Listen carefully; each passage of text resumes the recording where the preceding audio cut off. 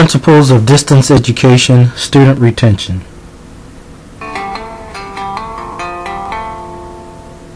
Only about 7 in 10 students successfully complete high school.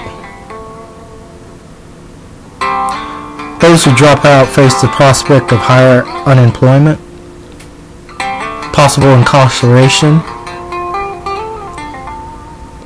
and lower lifetime earnings. Who are the ones that actually drop out and why? 7% are Hispanic. Almost 4% are African American. A little over 4% are of Asian descent. 2.9% are Caucasian.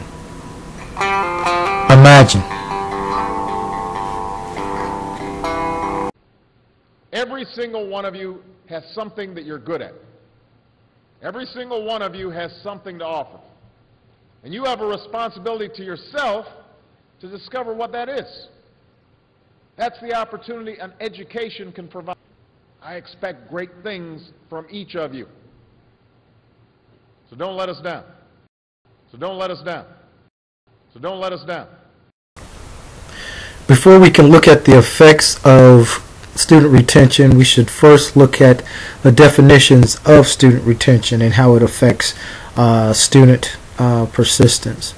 Normal progression, typical of a stay or retained student, occurs when a student enrolls each semester until graduation, studies full-time, and graduates in about 4 years. The definition of a dropout or a leaver for this case is a student who enters college but leaves before graduating and never returns to that or any other school to complete their education. Now, in between those two extremes are transfer students, and those are students who begin studies at one institution and then transfers to another. Now, in the case of most colleges, from the student's perspective, transferring is normal progression. From the perspective of the institution, the student has dropped out.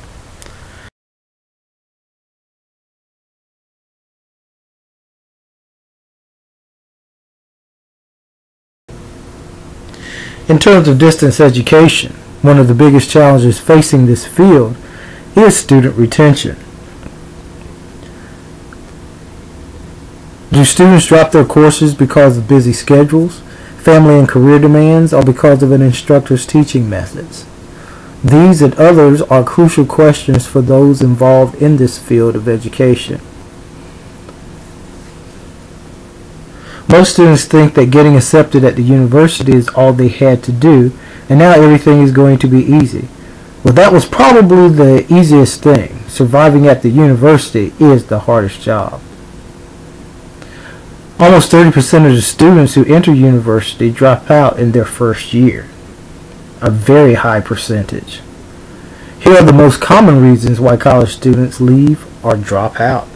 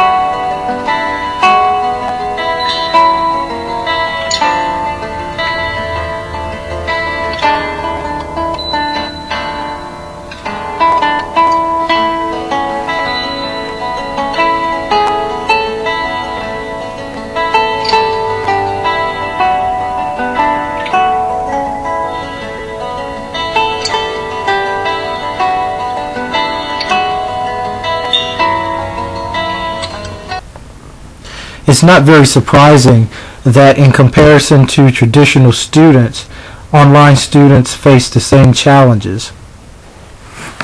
Equal responsibility must be shared with the online learning program providers for the dropout rate in distance education.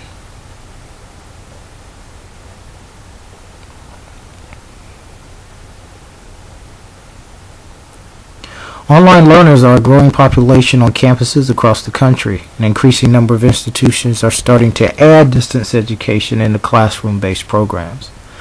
Online learning practices were rated among the most effective retention practices for 4- and 2-year public institutions. Students are seeking online options as a flexible way to meet their program requirements while balancing work and other commitments.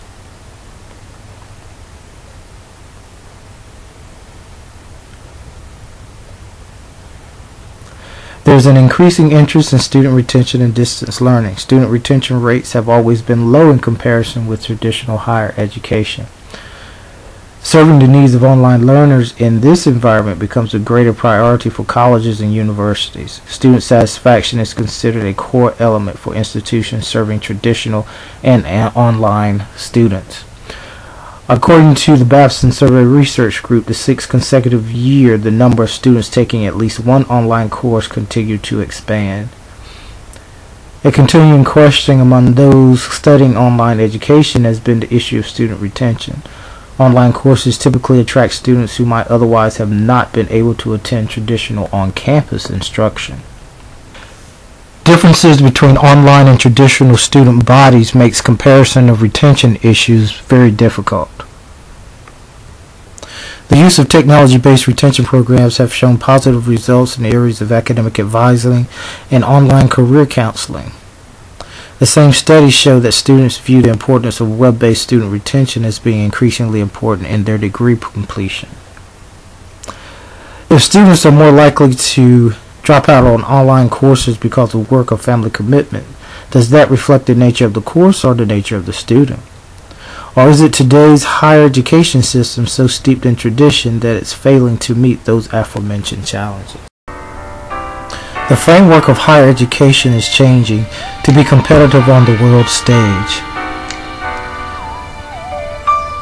Students are also facing those challenges that are barriers in continuing their education from beginning to end.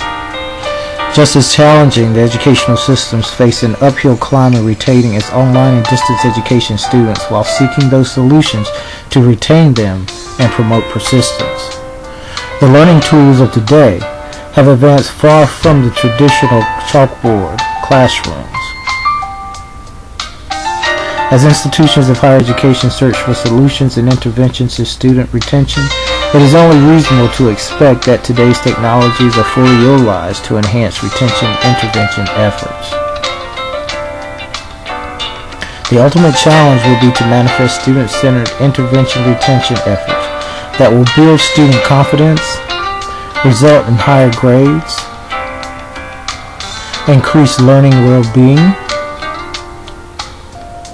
allow to set different and higher goals, to make new connections, and of course, reduce dropout rates.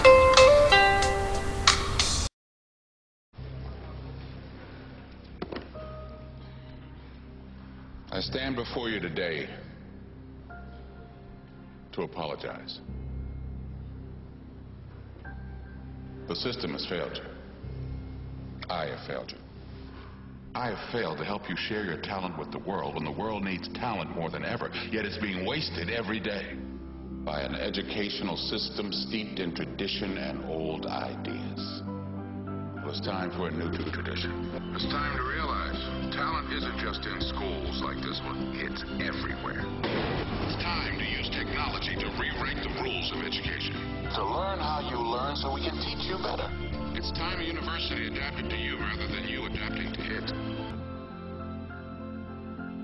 It's your time.